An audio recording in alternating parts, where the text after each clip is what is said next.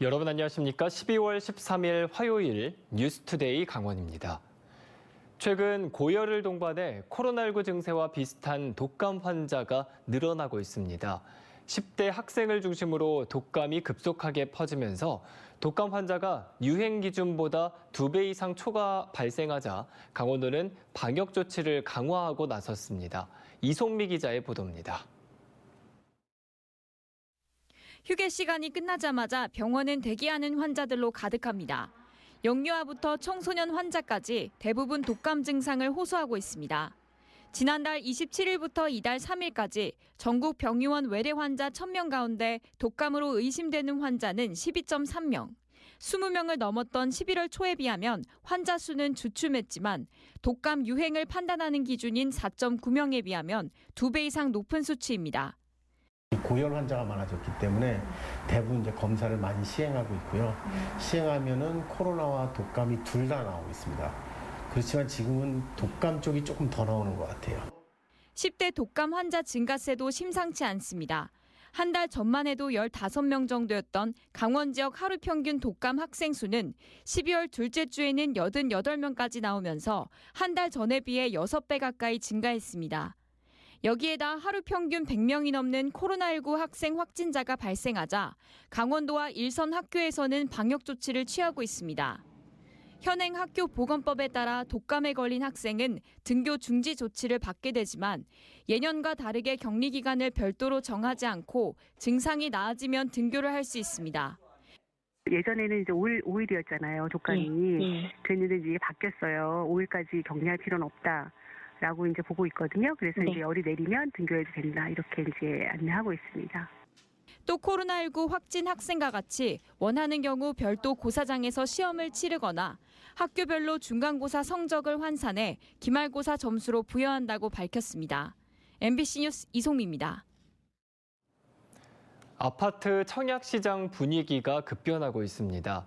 부동산 경기 침체와 금리 인상 영향으로 분양시장의 미분양과 미계약이 속출하자 연내 분양을 추진하던 춘천 소양로 재건축 아파트도 내년으로 그 분양을 미뤘습니다. 김도균 기자가 취재했습니다. 춘천 소양로에 들어서는 재건축 아파트. 지난달까지만 해도 1039세대 규모 대단지가 연내 분양한다는 소식에 시민들의 관심이 집중됐습니다. 견본주택 내 외부 공사도 대부분 마무리했지만 연내 분양은 사실상 어렵게 됐습니다. 재건축조합이 춘천시에 제출한 사업시행계획과 관리처분계획 모두 인허가가 떨어지지 않아 연내 행정 절차를 마무리하기 힘들어졌기 때문입니다. 춘천시 인허가 절차와는 별개로 재건축조합 내부조차 분양을 미루자는 이야기가 나오고 있습니다. 내년 한 1월 말이나 2월 초쯤 미뤄지는 게 어떠냐는 거죠. 시공사하고 조합원들이나 일본 여론들이 많아서. 조합에서조차 분양을 연기하려는 이유는 얼어붙은 청약시장 때문. 이달 초 분양한 원주의 890세대 규모 아파트는 84제곱미터 751세대 중 120세대만 청약을 접수하는 데 그쳤고 부동산 거래의 바로미터로 불리던 서울 둔촌주공 분양도 경쟁률이 저조해 미분양과 미계약에 대한 우려가 커진 겁니다. 손실이 생긴다면 조합과 건설사가 어떻게 분담할 것인지도 새로운 문제로 떠올랐습니다. 최근 높아진 은행 대출 금리로 투자자뿐 아니라 실수요자도 치솟은 분양가를 어떻게 감당할지 난감한 상황. 청약을 만약에 이제 신청은 해도 실제 계약까지 이루어지는 거는 또 더 힘들어 보이고. 건설사마다 부동산 PF 단기 자금 시장에 레고랜드 사태 여파가 남아 자금 사정을 걱정하기는 마찬가지. 주택 가격 하락과 건축비 상승으로 분양 수익성이 악화되면서 지역 신규 분양 시장은 정부 규제 완화로 숨통이 트인 수도권보다 더욱 비관적이란 전망이 나오고 있습니다. MBC 뉴스 김도균입니다. 탄광 순직자를 예우하는 법안이 지난주 국회 문턱을 넘었습니다. 이 광부의 날을 국가기념일로 지정하기 위한 기념사업도 속도를 낼 것으로 보이는데 폐광 지역 시군과 관련 단체들도 힘을 모으기로 했습니다. 이준호 기자가 취재했습니다. 탄광 순직자를 예우하는 내용을 담은 페트법 개정 법률안이 지난 8일 국회 본회의를 통과했습니다. 찬성 209인, 기권 3인으로서 폐광지역 개발 지원에 관한 특별법 일부 개정 법률안은 산업통상자원 중소벤처기업위원회에 수정한 대로 가결되었음을 선포합니다. 이번 개정으로 탄광에서 목숨을 잃은 근로자를 기리기 위한 법적 근거가 마련됐습니다. 추모 기념 사업의 중앙정부의 예산을 지원받을 수 있게 된 겁니다. 이에 따라 폐광 지역의 최대 수건 사업인 이른바 광부의 날 사업도 탄력을 받을 전망입니다. 광부의 날은 기존 산업전사 위령제와 진폐 제일자의 날 등을 아우르기 위한 광부 관련 추모 행사를 의미합니다. 지난 2020년부터 석탄 산업전사 성역화 사업 추진위원회를 만든 태백 지역 시민사회단체는 광부의 날을 국가행사로 만들 계획입니다. 제주 4.3이나 광주 5.18 같은 국가기념일로 지정되도록 하겠다는 겁니다. 다만 흩어진 광부 추모 행사를 통합하기 위해선 전국 7개 폐광 지역의 20곳 남짓한 단체의 동의가 필수입니다. 이 때문에 성역화 추진위원회는 학술 행사와 포럼 개최 등을 통해 다른 단체와 뜻을 모아나갈 예정입니다. 우리가 5.18이나 제주 4.3 그 벤치마킹도 갔다 왔습니다만 대한민국에는 광부의 날 하나 없다는 게 너무 아쉬움이 있어서 이런 그 위원회를 구성해서 사업을 하는 걸로 이렇게 하기로 했습니다. 국회도 힘을 보탭니다. 국가 주도의 광부의 날 개최를 관계 법령에 담는 입법 활동이 계속될 예정입니다. 위령제 같은 것을 단체가 아닌 국가가 수행함으로써 그들의 명예를 드높여 드리는 것이 그 주 목적입니다. 이후에 이 광부의 날 제정이라든가 등등 이런 후속 사업들을 추진해 나갈 예정입니다.